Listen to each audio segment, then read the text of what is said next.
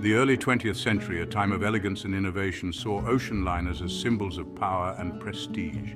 These floating palaces, like those of the White Star Line, connected continents and captured imaginations. This era, marked by triumph and tragedy, set the stage for a remarkable story of resilience and courage.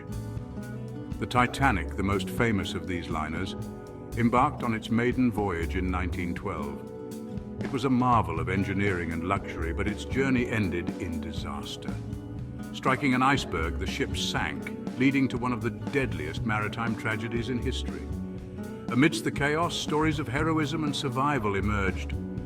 Among the survivors was Violet Jessop, a stewardess who would become known as Miss Unsinkable. Her incredible tale of survival on not just the Titanic, but also the Britannic and Olympic, is a testament to human resilience. Jessop's experiences on these ill-fated ships highlight the perils and bravery of those who sailed the seas during this golden age of ocean liners.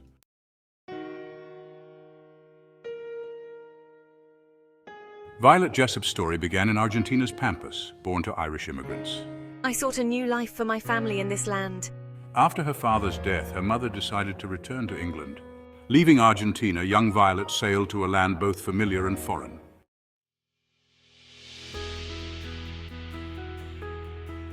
Drawn to the sea by her mother's stories, Violet joined the Royal Mail Line at 21. The work was demanding, but I thrived in this environment. Her resilience and work ethic earned her respect. These early experiences prepared me for extraordinary adventures.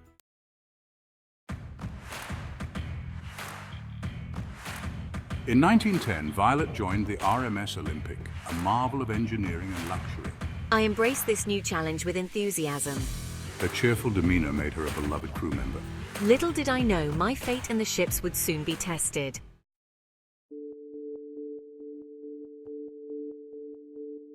The Olympic, damaged but afloat, returned to port. I stayed calm, helping frightened passengers. Her multilingual skills reassured diverse passengers.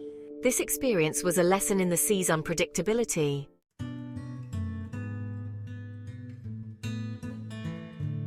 The Titanic's first days at sea were calm and luxurious. The sea was so calm it felt surreal. Passengers enjoyed the ship's opulence, unaware of the lurking dangers. We heard iceberg warnings, but it was hard to imagine anything could go wrong.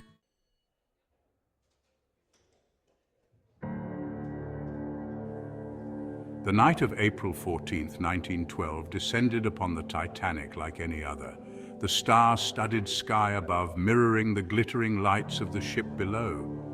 The air, however, had grown noticeably colder, a chilling harbinger of the events that were about to unfold. I felt a slight tremor run through the ship, so subtle that many dismissed it as nothing more than a shift in the ocean's current.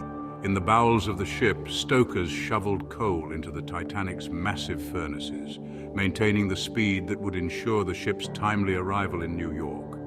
High above, in the crow's nest, the lookouts, their eyes straining against the darkness, spotted a shape emerging from the gloom. An iceberg, its massive form a silent menace in the ship's path. Frantic warnings were relayed to the bridge, but it was too late. The Titanic, despite the crew's desperate attempts to avoid a collision, scraped against the iceberg's submerged edge, the impact sending shockwaves throughout the ship. The unsinkable ship, its hull breached by the unforgiving ice, was mortally wounded.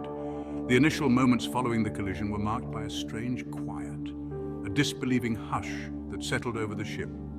The illusion of invincibility, so carefully crafted, began to shatter as the reality of the situation dawned on those aboard the ship of dreams.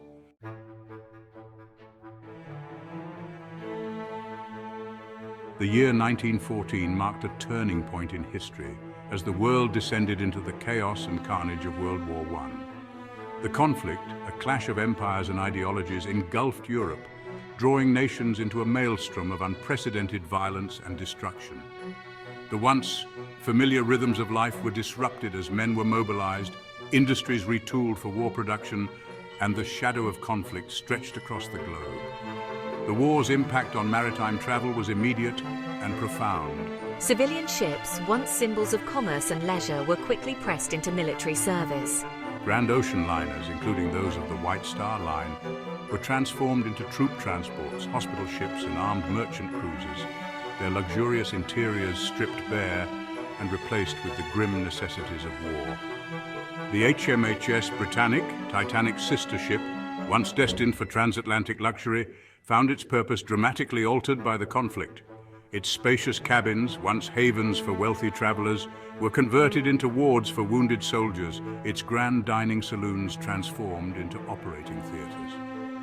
The Britannic, now a symbol of hope and healing amidst the carnage of war, embarked on a new mission, ferrying the wounded and providing a lifeline between the battlefields and the safety of home shores. With my experience aboard ocean liners and my innate ability to remain calm under pressure, I volunteered as a nurse aboard the Britannic, ready to face the dangers of the sea once again, this time in the service of those who had sacrificed so much.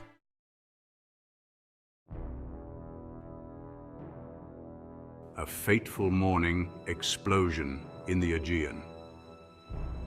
The morning of November 21st, 1916, dawned bright and clear over the Aegean Sea, the sun glinting off the calm waters, a deceptive tranquility that belied the danger lurking beneath the surface. The HMHS Britannic, on its sixth voyage to pick up wounded soldiers from the battlefields of Gallipoli, sailed confidently towards the Greek island of Kea, its mission one of mercy and healing. Aboard the ship, the usual rhythms of life played out. Nurses made their rounds, tending to the needs of their patients. Doctors conferred on difficult cases, their faces etched with concern but determined to provide the best possible care. The wounded, some bedridden, others hobbling on crutches, found solace in the ship's steady progress, each nautical mile bringing them closer to the promise of home and recovery. At 8:12 a.m., a deafening explosion ripped through the Britannic's starboard side, shattering the morning calm. The force of the blast, a mine detonated by a German U-boat lurking beneath the surface, sent shockwaves throughout the ship, tossing furniture, shattering glass, and throwing those on board into a state of panic and confusion. The Britannic, its hull breached, began to list rapidly to starboard. The once familiar surroundings transformed into a scene of chaos and terror. Alarms blared, orders were shouted, and the wounded, many unable to help themselves, cried out in fear and confusion as the reality of the situation sank in. The unsinkable Britannic was sinking. The sinking of the Britannic did little to dampen Violet Jessop's adventurous spirit. The sea held a strange allure for her, a siren song that beckoned her back time and again.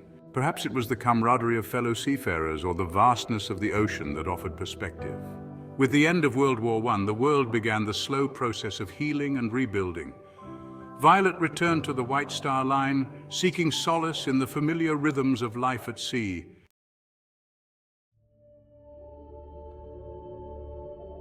Finding peace ashore, retirement in Suffolk. As the years passed and the allure of the open sea gradually waned, Violet Jessop decided to heed the call of land, seeking a quieter pace of life away from the constant motion of the waves. She retired to the peaceful English county of Suffolk, a place where time seemed to move at a slower pace, where the air was filled with the scent of wildflowers, and the sounds of nature replaced the ship's horn and the cries of gulls. Settling into a charming cottage, surrounded by a lush garden that I lovingly tended, I embraced the simple pleasures of life ashore. She found joy in the changing seasons, the vibrant colors of autumn leaves, the delicate beauty of spring blossoms, and the quiet satisfaction of nurturing life from the earth. Her home became a haven for friends and family, a place where stories were shared, laughter echoed, and the aroma of freshly baked bread filled the air. I captivated my listeners with tales of my adventures at sea, my words painting vivid pictures of the ships I sailed on, the people I encountered, and the extraordinary events that had shaped my life. While Violet Jessop may have found peace and contentment in the quiet countryside, the sea, a constant presence in her life, never truly left her. She kept mementos of her travels, seashells, photographs, and a small model of the Titanic, displayed prominently in her home, reminders of a life lived on the edge of adventure, a life forever intertwined with the ocean's ebb and flow. A legacy etched in history, the enduring spirit of Miss Unsinkable. Violet Jessop passed away in 1971 at the age of 83, her life a testament to the enduring strength of the human spirit. She survived 3 shipwrecks. Yet through it all I remained remarkably humble, never seeking fame or fortune from my experiences. Violet Jessop's story is about resilience, courage in the face of adversity, and the enduring allure of the sea, a reminder that the human spirit can endure and overcome. My legacy lives on, in the hearts of those captivated by my extraordinary life.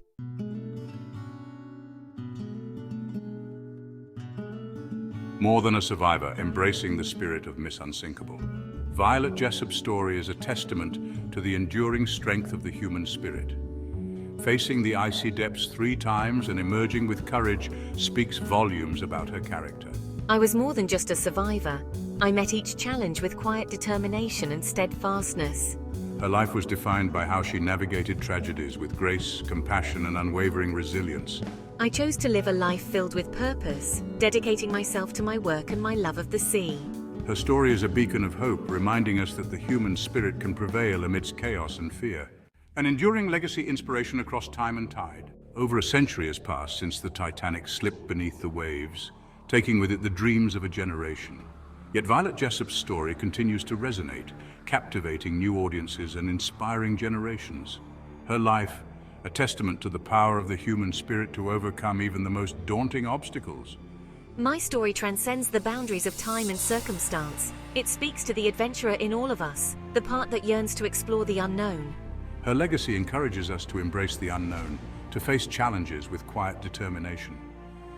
Never underestimate the power of the human spirit to navigate life's turbulent waters.